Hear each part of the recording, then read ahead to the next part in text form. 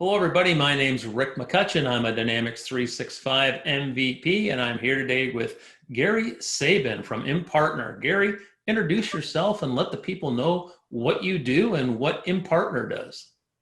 Thanks, Rick. As Rick mentioned, my name is Gary Sabin. I've been with Impartner for about 5 years. My role here is VP of Product. And so that involves, a lot of the strategy and thinking behind where we're going as a platform.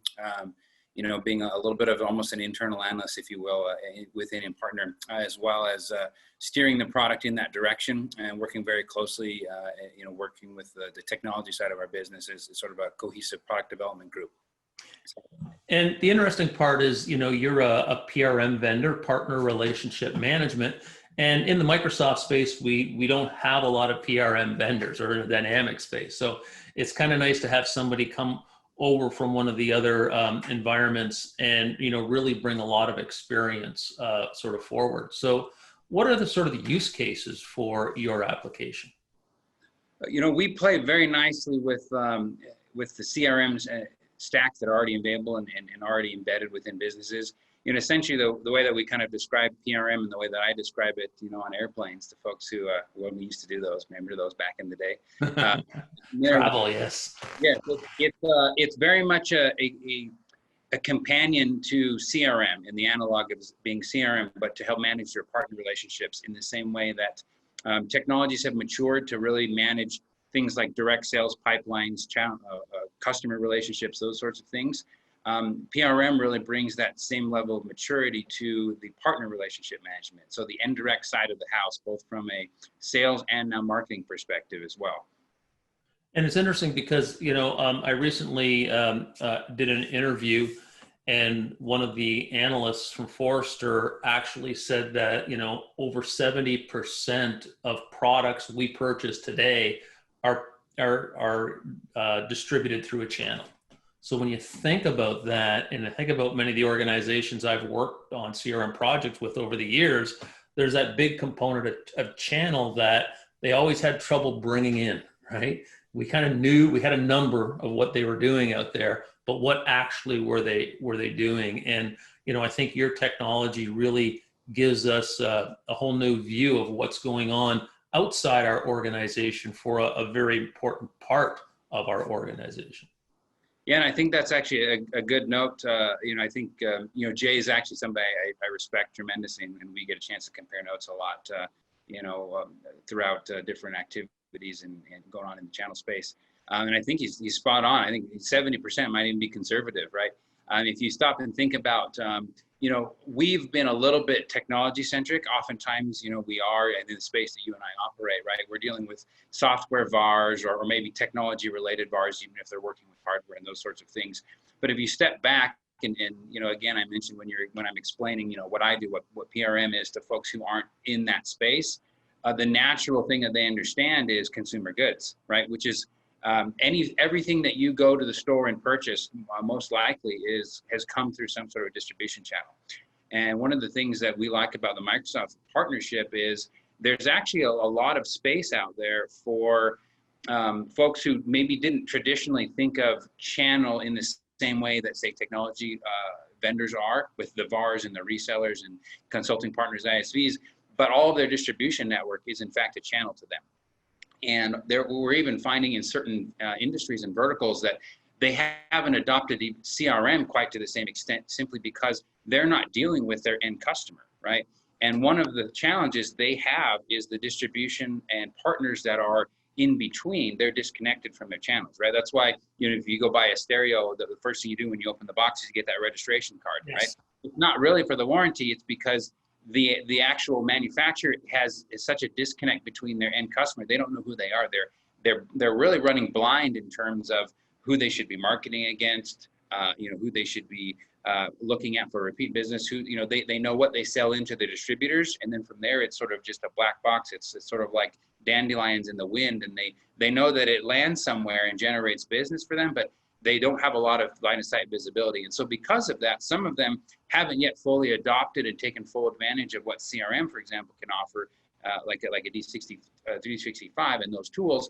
But now pairing it with PRM actually starts to unlock a lot of that, where they're starting to get more access to their actual end customers via their distribution channels, and seeing that now the benefits of leveraging something like a full-blown CRM to help manage that. And social media is adding another layer onto that, because now they're getting people contacting them and yelling at them on social media saying, hey, we need this support or whatever. And we don't even know who you are. Like, you bought your product through a third channel distributor type thing, right? And I think this kind of brings it all together.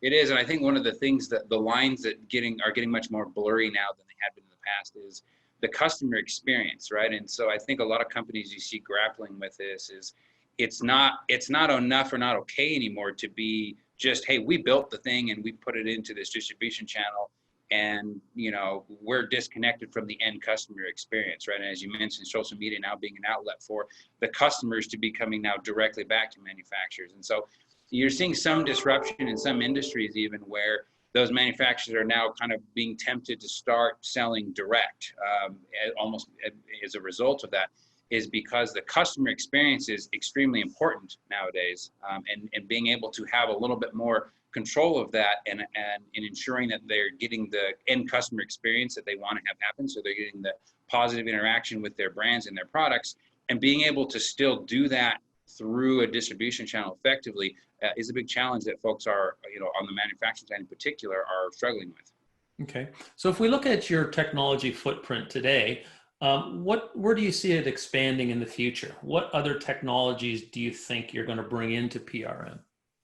Great question. One that we just actually recently did in the last few weeks is an acquisition that we just did with a company, a Dutch company called Thai Kinetics, that brings in a companion to PRM, which was through channel marketing automation, which really is the demand generation. I think that the whole goal of PRM initially, if Maslow had sort of a hierarchy, if you will, of what's important in PRM, and then Zen Nirvana after that, and all sorts of fulfillment. I think what we've done a good job with as an industry, PRM as a product category, is automating the channel sales processes that are going through, right? Which is great, because that was something that folks were trying to do early on, is how do I get my partners to sort of function like an extension of my direct sales, and be able to have similar tooling, visibility coming back through, and so that then I can dramatically increase the scale at which I can reach end customers, right? So as that's kind of come buttoned down, the next sort of step is, okay, that's great. We're now automating those sales and we're dealing with the transactional elements. How do we actually generate more demand to actually run through that? So partners are saying, hey, great, as a vendor, you might be giving me some fish, so to speak, some leads that I can go work. I've got better enablement tools now to manage the relationship between partner and vendor, and actually, be supported in those sales motions. But I want more than just fish. I want to learn how to fish for myself. I want to be able to generate more demand. And that's really one of the big asks that partners are now asking and vendors are now trying to grapple with is, hey, we've got this machine that can turn demand into revenue through partners. Let's now, how do we feed that with more demand and generate more? And that's where this through channel marketing automation category of products can be kind of merging and blending with PRM, becoming sort of a total demand generation and then sales automation for the channel, all in a single cohesive platform. And so we see that as a big logical next step, as well as things like incentivizing partners and being more collaborative with things like business planning and targets, and rewarding those sorts of things based off of now the data that we have, right? We have a lot more visibility with behaviors that partners are doing, what's actually effective at driving revenue, how they can generate that demand. And now that we have more information, just as a channel ecosystem in general, we can start to say, these are the behaviors we want to now drive and incentivize and reward. And so I think that's a big component, as well as where we're heading as a product. And we think that those are the three big areas that come together. And in fact, I was in a customer call this morning. We were talking exactly about that, right? So, they've got a fair sized channel of resellers. How do I get these resellers to share our marketing? But really, I think more importantly is, how do we get them to share our social media? And how do we measure how effective what they're sharing is? Because their advocacy could be huge. 50 reps with 5,000 connections on LinkedIn are pretty powerful sort of amplification. So I think the partner marketing thing is really, really key, right? And it's how it's done that's key. Is the other thing that we feel strongly about is, just doing things like email marketing. They've lost the effectiveness that they once had. And so, as you mentioned, other mechanisms through social, those sorts of things, and the tooling really needs to evolve, which it has to be seamless to the partner, so that the partner isn't having to have a lot of marketing capabilities and expertise, but they're benefiting from the fact that the vendor knows how to do that, and they're creating those sort of campaigns and things, but that being able to automate the sort of reach of those campaigns and those things through partners without having the partners having to do a lot of overt work to actually make those happen is really the key to that. So, I think PRM is going to be, one of these categories that's just going to keep growing, because as I go into organizations, PRM all of a sudden is starting to move up the list of things I need to do. And I think a lot of it's because we're not traveling. We're not doing those face-to-face calls. We're not doing conferences. I need to rely on my channel partners to be, the face of my organization in a lot of, different geographies. So, I think your team is in the right place at the right time.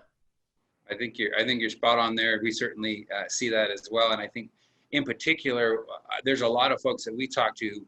They have kind of a little black book of partners, right? So they have a lot on record. They have 10,000, 40,000 partners. At Microsoft, for example, I know there's 350 some odd thousand partners, and they're getting 7,500 to 10,000, I think, almost monthly, that are applying into the program.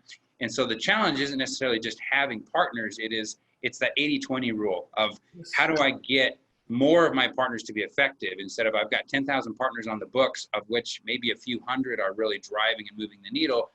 Now in our current environment, it's an imperative to say that 100 is not enough to carry us, because it's not just supplementing direct sales anymore. It's a primary revenue driver. It's the primary breadwinner, if you will, for the business in a lot of cases, and increasingly so. So I've got to figure out how to get 1,000 or 2,500 of those 10,000 partners really generating revenue, and doing that at scale without being able to just scale up and add more account reps to help manually on a one-to-one basis nurture those partners.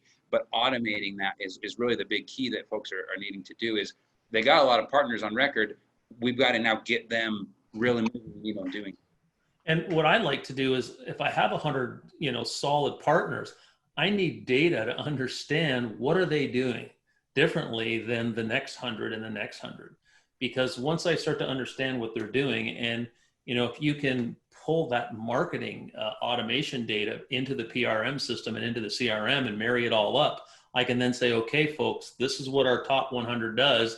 Let's just copy that and bring it to the next 200 or 300. And I think, that's a good way of moving forward and really, building productivity within your channel.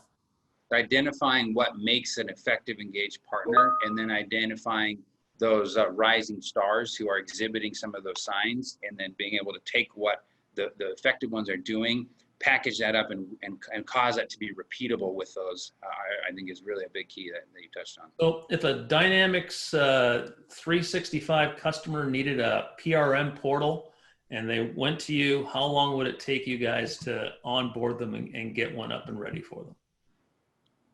That's the $1 million question, isn't it? We've gotten really good, our out of the box solution can be deployed near instantaneously, right? We try to make sure that we're delivering not just platform, but an end solved problem for our customers. And so typically we help them through the configuration phase, which can be done as few as 14 days and sometimes even less. If you got a larger enterprise that's, got a lot of complex processes and a lot of moving parts, and a lot of committees and subcommittees and committees to determine committees that are involved with that to help make some of those decisions, it can take a little bit longer. But we try to keep it down, under 60 days in most cases, even for. And those are great numbers. And I kind of threw that out at you because I always know there's a developer in the back room saying, oh, I can build that. You don't have to go with them. I can put all that together. And then 3 years later, they've cobbled something that sort of works. So, well, Gary, it was great talking to you. Great catching up. I'll be talking to you again, find out more about, what's going on within Impartner and the PRM world of Dynamics. But I want to thank you for your time and have a great day. Thank you, Rick.